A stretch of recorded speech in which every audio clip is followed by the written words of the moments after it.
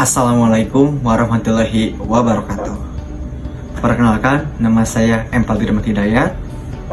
Saya peserta Latsar CPNS tahun 2025, kelompok Angkatan 19, gelombang 3, tahun 2025, Kabupaten Purwakarta. Dalam kesempatan kali ini, saya akan membagikan pengalaman saya mengenai pembelajaran isu kontemporer melalui media pembelajaran asinkronus dan sinkronus. Saya mendapatkan pemahaman baru mengenai pentingnya ASN untuk tahu isu kontemporer apa saja yang ada di tempat kerja. Hal ini bertujuan untuk menjadikan setiap ASN mampu meningkatkan kualitas pelayanan, mampu menghadapi perubahan dan tantangan, mampu mengambil keputusan lebih baik, dan mampu meningkatkan kepercayaan publik. Nah, untuk manfaat mengetahui isu kontemporer ini sendiri adalah yang pertama, dapat meningkatkan pengetahuan dan wawasan. Yang kedua, dapat meningkatkan kemampuan analisis. Ketiga, dapat meningkatkan kemampuan komunikasi. Yang keempat, meningkatkan kemampuan adaptif. Dan yang kelima, menjadikan ASN yang inovatif, adaptif, dan kolaboratif. Nah, dalam isu kontemporer ini sendiri, ada berbagai macam pokok pembahasan. Salah satunya yang pertama yaitu konsep perubahan.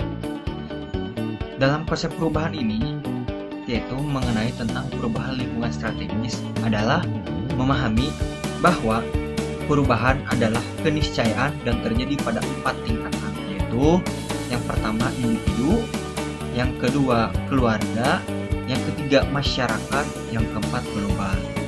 ASN ini sendiri harus siap beradaptasi dengan perubahan yang didorong oleh globalisasi, perkembangan teknologi informasi, demokrasi, dan desentralisasi. Oke, untuk pokok yang kedua yaitu modal insani. Modal insani ini sendiri terdapat 6 modal, yaitu yang pertama modal intelektual, yang kedua modal emosional, yang ketiga modal sosial, yang keempat modal ketabahan, yang kelima modal etika, yang keenam modal kesehatan fisik dan jasmani.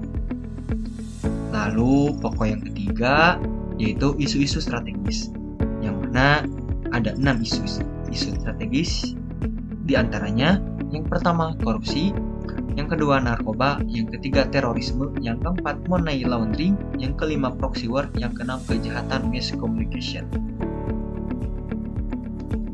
Nah, pokok yang keempat yaitu teknik analisis isu.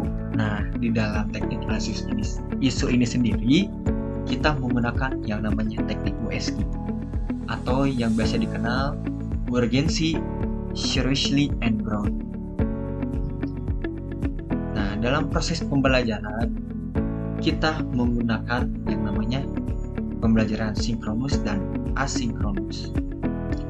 Nah, sinkronus dan asinkronus ini sendiri adalah dua konsep yang digunakan untuk menggambarkan cara komunikasi atau interaksi yang terjadi dalam berbagai konteks seperti teknologi, pendidikan, dan komunikasi. Untuk sinkronus ini sendiri merujuk pada komunikasi atau interaksi yang terjadi secara langsung dan real time. Semua pihak yang terlibat harus hadir dan berinteraksi pada saat yang sama. Contoh, percakapan langsung atau tatap muka atau telepon. Yang kedua, konferensi video atau melalui Zoom. Yang ketiga yaitu chatting online secara langsung. Nah, untuk asinkronus ini sendiri merujuk pada komunikasi atau cara interaksi yang tidak terjadi secara langsung atau real time. Pihak yang terlibat dapat merespon pada waktu yang berbeda-beda.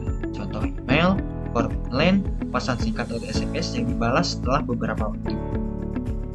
Dalam konteks teknologi sinkronus dan asinkronus juga digunakan untuk menggambarkan cara kerja sistem dan aplikasi.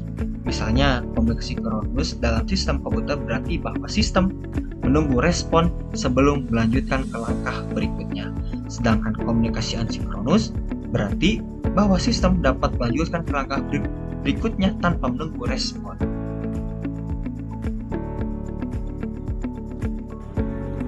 Nah, sekian informasi video dari saya.